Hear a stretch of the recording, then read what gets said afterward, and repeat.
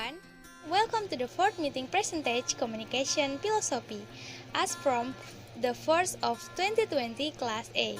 This presentation will be delivered by me and three of my friends. That is, myself as a moderator, Lydia Tri Rezeki, present number 24.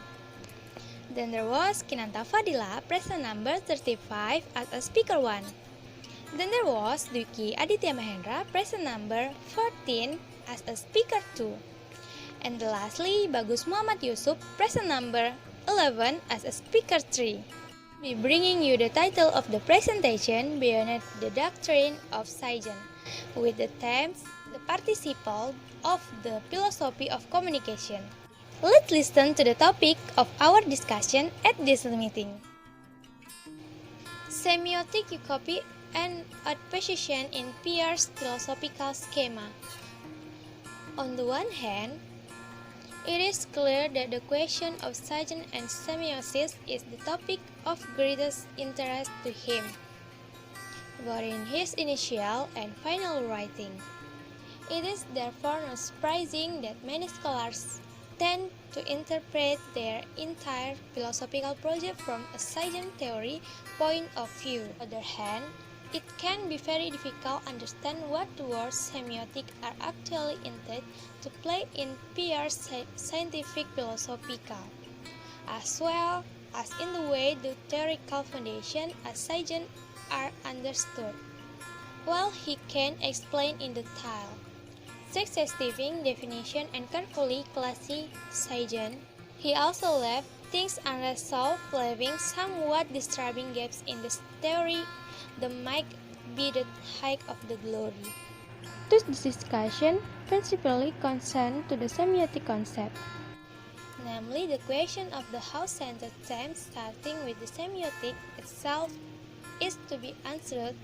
This was not a small matter for Peirce. He argues that the important phase of the effort to create a scientific philosophy is the form of this vocabulary. Discuss the creation of six main points of communication philosophy based on a Peirce scientist. The 6 points will be explained by three of my friends. Happy listen. We got logic in the broad sense.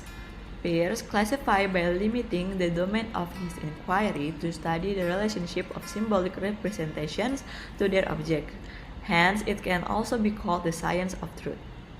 The third branch can be called Semiotic, or the doctrine of science, the most common of which are words, quite appropriately also logic. The point is to consider the nature of science. The mind makes us to understand things or pass on its knowledge to others.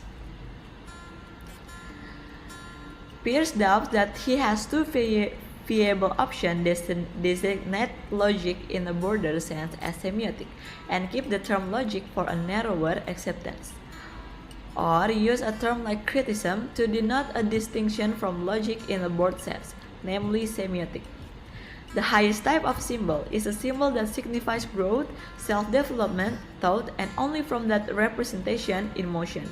And the main problem of logic is to state whether one thought given is true and become an extension of another given or not.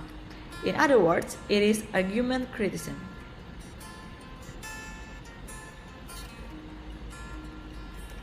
An easy solution is to imply that the Peircean semiotics is the general doctrine of science, covering the entire field of semiotics whether may be involved.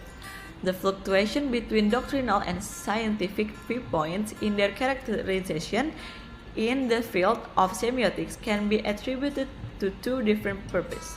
On the one hand, Peirce wanted to show the extensions of a historical continuum, but on the other hand, he wanted to incorporate semiotics into the overall schema of science in order to emphasize future prospects in this field of inquiry.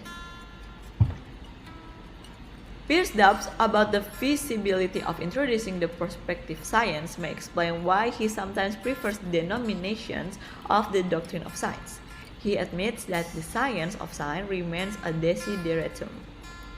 These presumed predominant categories can be marked as follows. The first is how to be what it is, positively and without reference to anything else. The second is the way of being from what it is, pertains to one second but doesn't care about the third. The third is the way of being, of bringing the second and third into a relationship with each other. Grammar and rhetoric. Peirce proposed to divide semiotic research into three compartments. First, critical logic, second, rhetoric, and third, grammar. The trichotomy is the most enduring of all parts of another science. All semiotic branches are concerned with all kinds of the scenes and not just symbols. Grammar. The function of grammar is to learn ways of marking in general or to assign the ways in which something can be assigned.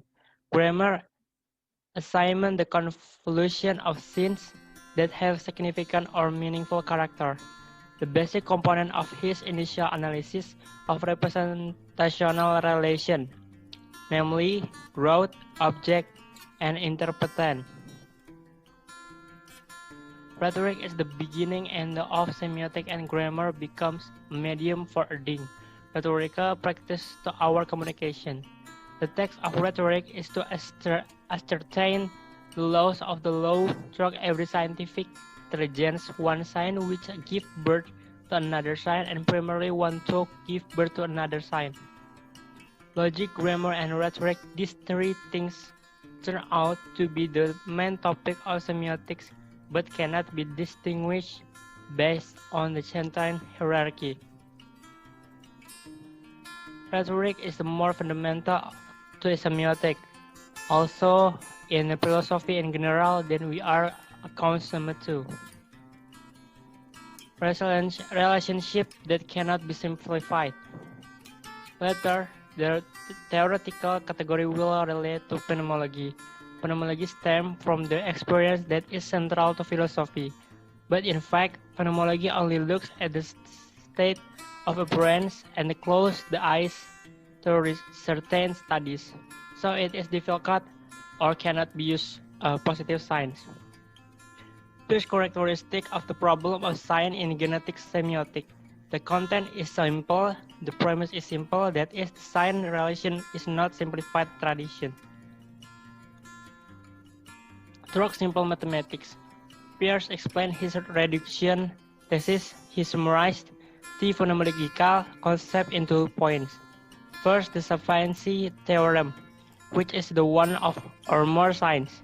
And second, the theorem without reduction consists of the less than 3 signs. Through the concept, it can be interpreted that the conception of the relationship between signs. Perhaps it can be obtained through mathematics, grammar, through phenomenology to detect the relationships between the 3 signs. First sign, second representation, and third medium. Problems of formalism. The in-depth search of sign often takes on vague meaning. Therefore, the aim of the Peirce is to find logically signifiable, broader, general investigation. A representation is the relationship of one thing to another object. This can be an object or other sign. In this connection, there are 3 elements, namely 1. Interpreted thoughts, 2. Motorcycle taxis, 3. Signs. The existence of these 3 elements can be called semiotic formalism. Philosophy must also be able to provide words with the same meaning in philosophy itself in order to find the meaning of this word. That is sound rhetorical philosophy. The overall attitude of Peirce towards formalism and philosophy is somewhat ambiguous. He frequently lashes out at philosophers, such as his pragmatic colleagues James and F.C.I. Schiller, for a lack of appreciation for constancy and abstraction. Peirce was a pioneer in formal logic, yet he associated formalism in axis of logical inquiry. He argued the formal logic should not be too purely formal or degenerate into a mathematical recreation. Peirce claimed that the failure of many philosophers is due to their tendency to imitate mathematics. This is why Peirce got lost in the formalistic part, namely he put forward the theory when science can be understood as deduction from a small number of principles resulting in purely formal conception. Such a formalistic opinion is doomed to fail when it is faced with the experiential basis of semiotic concept. Point 6. A rhetorical approach to the science. If a formalistic strategy is deemed inadequate, there are two ingenious alternatives. 1. We choose the path with Peirce, or 2. We seek another path. There are 6 points that explain how the peers travel to perfect and theorization. And now I will give an overview of semiotic, namely the application and traffic science. The use of traffic light in the life around us, which is the implementation or application of one the semiotic science, namely the study symbols. The use of symbol discussed in the semiotic is an alternative in conveying message. And thank you for watching. Don't forget to subscribe, like, and comment. See you!